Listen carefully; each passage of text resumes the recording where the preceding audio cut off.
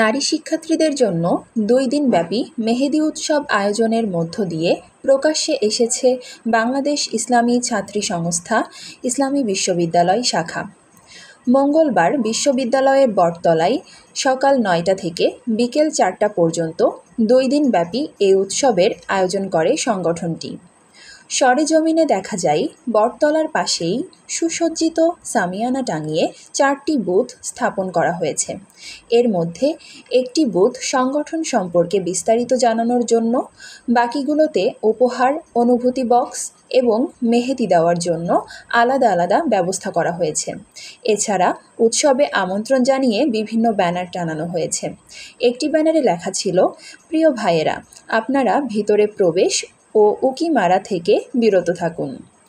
উৎসবের মাধ্যমে সংগঠনটির সদস্যরা নতুন সদস্য আহ্বান করেছেন এবং নারী শিক্ষার্থীদের মাঝে প্রচারপত্র বিতরণ করেছেন। মেহেদি উৎসবের প্রথম দিনেই বিশ্ববিদ্যালয়ের নারী শিক্ষার্থীদের উপচে পড়া ভিড় লক্ষ্য করা গেছে। অনেকে লাইনে দাঁড়িয়েও মেহেদি নিচ্ছেন। এ সময় ইংরেজি বিভাগের এক নারী শিক্ষার্থী বলেন, ফেসবুকে দেখে ক্লাস শেষ করেই বান্ধবীদের নিয়ে চলে এসেছি মেহেদি দিতে। মেহেদি লাগাতে আমি অনেক পছন্দ করি, তাই এই সুযোগ মিস করতে চাইনি। এখানকার আপুরা অনেক আন্তরিক। আমরা চাই তারা এরকম আয়োজন আরও বেশি বেশি করুক।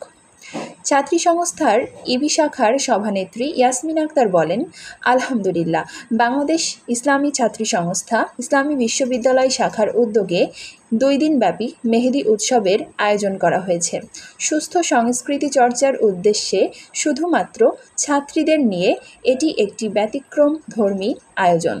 মেহেদি উৎসব সহ আরও অনেক আয়োজনের নিয়মিত আয়োজক ইসলামী বিশ্ববিদ্যালয় শাখা ছাত্রী সংস্থা।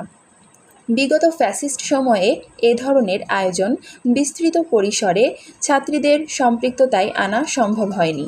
ফ্যাসিস্ট পরবর্তী সময়ে এসে আমরা ছাত্রীদের নিয়ে কার্যক্রমগুলো করার চেষ্টা করছি এবং সামনের দিনগুলোতেও এ ধরনের কার্যক্রম চলমান থাকবে ইনশাআল্লাহ।